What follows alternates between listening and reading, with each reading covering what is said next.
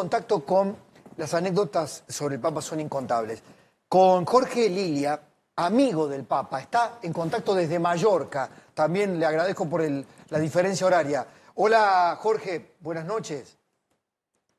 Sí, buenas noches. Ya se está terminando el San Jorge de hoy, Sí, por lo menos acá, sí, que también era el santo del Papa y el santo mío. claro, Bueno, claro. mi apellido es Milia, con Milia, M. Milia. Milia. Hubo una anécdota entre Jorge Bergoglio y Jorge Luis Borges que fue, me pareció inédita. ¿Cómo fue que lo afeitó Jorge Bergoglio, lo afeitó a Borges? Bueno, mira, primero hay que tener en cuenta una cosa, la diferencia de edad Sí, entre uno y otro, porque siempre se ha hablado de la amistad entre Bergoglio y Borges. Yo creo que yo escribí un artículo sobre eso hace unos años en Italia y a mí me parece que no era tal, o sea, ¿por qué? Porque había casi 4 décadas de diferencia entre uno claro, y otro. claro. Pero lo que pasa es que eh, Borges fue convocado a Santa Fe para darnos clases, yo era alumno de Bergoglio, Ajá.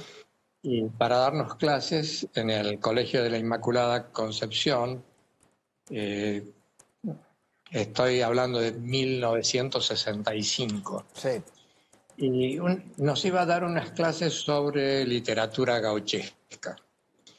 qué lujo. Y bueno, sí, sí, realmente. Yo aparte es casi inexplicable porque vamos a ser sinceros, o sea, en ese momento Bergoglio no era ni cura siquiera, Claro. era, era un novicio, lo que dentro de la jerga jesuítica se llama un maestrillo porque está en su periodo de docencia.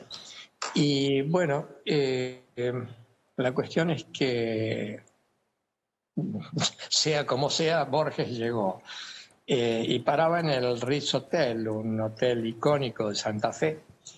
Y bueno, un día lo van a buscar tanto Jorge Bergoglio como Jorge González Manet, que era otro maestrillo. Y Y bueno, sube Bergoglio a buscarlo al tercer piso y no bajaba, qué sé yo. Y cuando baja, González Manuel le dice, che, ¿qué pasa? Digo, no, dije, es que el viejo me pidió que lo afeitara. Bueno, era un poco, lo que pasa es que lógicamente vos ya no veía 3 montados en un burro, ¿no? Claro. Y tenías un grave problema de visión. No estaba totalmente ciego, pero lo tenía. Y bueno, esa fue la realidad. O sea, frente al hecho de tener que afeitarse, ¿viste? Es el pedido que habla muy bien de Borges y habla muy bien también de Jorge La Bergoglio, sencillez de porque ambos, ¿no? La sencillez y sí, la ¿viste? O sea, autenticidad. Sí, que alguien te pida, ¿me sí, podés afeitar? claro, que no veo. No me veo, ¿viste? Claro, claro. Bueno, así que yo creo que eso es, bueno, es un hecho. La gente lo toma de distintas formas, ¿viste? Pero yo lo veo desde ese ángulo. Agradeciendo, Jorge, ¿qué, qué rescata de ese Jorge Bergoglio transformado en Francisco? Mirá, o sea, para mí es muy difícil hablar de eso porque, qué sé yo, o sea, el mundo perdió un papa, pero yo perdí un amigo, ¿viste? Esa es la diferencia.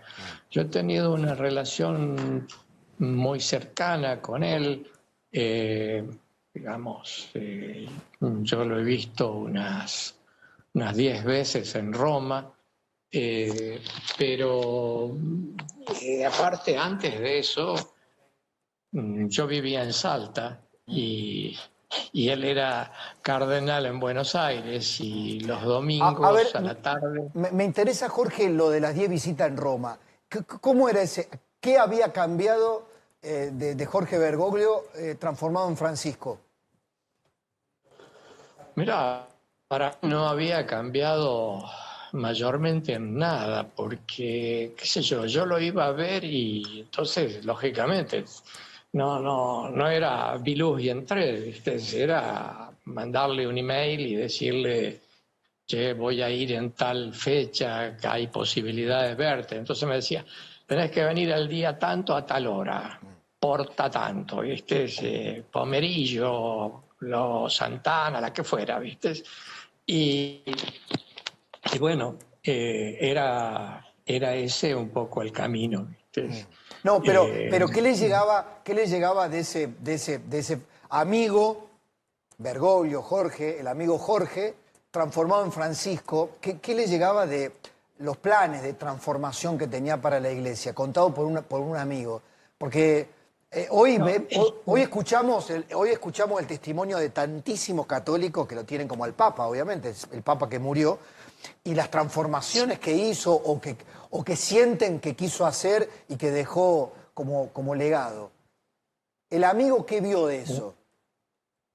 yo te digo, en Roma las transformaciones no se llegan a ver tanto en cuanto Roma mantiene su, ¿cómo te podría decir? Su protocolo, su boato, pero las transformaciones se dan por adentro.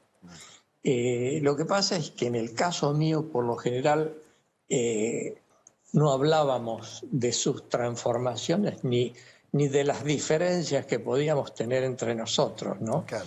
Yo creo que hubo mucha gente que se aprovechó, digamos, de la confianza, de la credulidad, un poco para hacer un camino propio. Vamos a ser sinceros, o sea, no había un político argentino que no quisiera tener una foto con el Papa. Claro que sí. Esa es Claro que sí. una de las cosas Tal cual. fundamentales. Jorge, Yo te digo, Sí.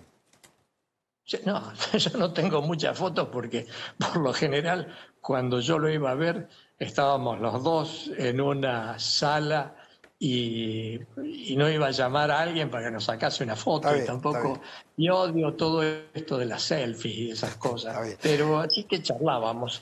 Bien, bien. Más que nada, él me criticaba mucho mis artículos periodísticos y bueno, y yo le criticaba algunas de Como dos sus amigos. decisiones. Como dos amigos. Sí, sí, sí. Le agradezco este tiempo y le mando un abrazo muy grande.